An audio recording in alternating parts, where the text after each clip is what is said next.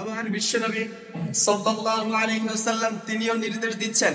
আন আবি হুরায়রা রাদিয়াল্লাহু তাআলা আনহু قال قال رسول الله সাল্লাল্লাহু আলাইহি ওয়াসাল্লাম, সাইয়েদনা আবু হুরায়রা থেকে বলছেন, বিশ্বনবী বলেছেন, قال الله تعالى, আল্লাহ তাআলা নির্দেশ দিয়েছেন, আনফিক ইয়া ইবনে আদম, এ আদম সন্তান, আনফিক ইয়া আদম, ইয়া ইবনে আদম, হে আদম সন্তান, তুই দান কর, তুই ব্যয় কর, উনফিক আলাইক, তাইলে আমি তোরে দিব।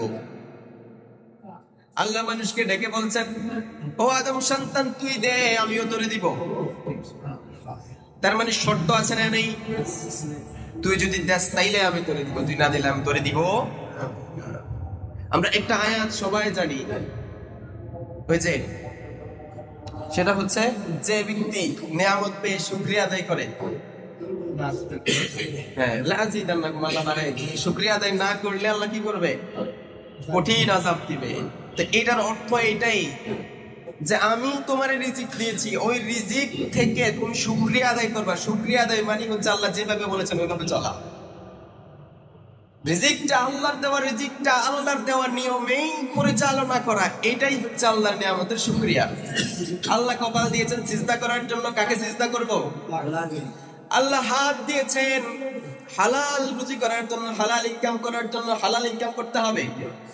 আবার আল্লাহ রিজিক দিয়েছেন হালাল কাজে ব্যয় করার জন্য, আল্লাহর পথে ব্যয় করার জন্য। আল্লাহর পথেই ব্যয় করতে হবে, আল্লাহর নির্দেশিত পথেই ব্যয় করতে হবে। এটাই নিয়ামতের শুকরিয়া। এটা যদি করি আল্লাহ বাড়াই দিবে। এজন্য আল্লাহ বলছেন, আনফিক ইয়া ইবনে আদম, হে আদম সন্তান, তুই ব্যয় কর, উনফিক আলাইক, আমি তোরে দিব। তো ব্যয় করার কথা আল্লাহ তাআলা বললেন। এবার ব্যয় করলে কি উপকার, কি লাভ? আমি যদি আল্লাহর জন্য ব্যয় করি তা আমার কি হবে? আমি এত কষ্ট করে ইনকাম করছি, এটা আল্লাহর জন্য ব্যয় করব, আমার লাভ থাকতে হবে না? মানুষকে আল্লাহ এমন ভাবে বানিয়েছেন, এমন মানসিকতা, এমন সফটওয়্যার মানুষের ভিতরে আল্লাহ দিয়েছেন যে মানুষ সবকিছুর পিছনে নিজের স্বার্থ খোঁজে। এবার আল্লাহ যেহেতু মানুষকে বানিয়েছেন, মানুষের নফসের চাহিদা আল্লাহ জানেন কি জানেন না? এই জন্য আল্লাহ ব্যয় করতে বলেছেন। এরপরে বলছেন, তোরে আমি দিয়েছি, আমার দেওয়া সম্পদ থেকে তুই ব্যয় করবি, ওই ব্যয়ের আমার বিনিময় আমি নিজেই দিব।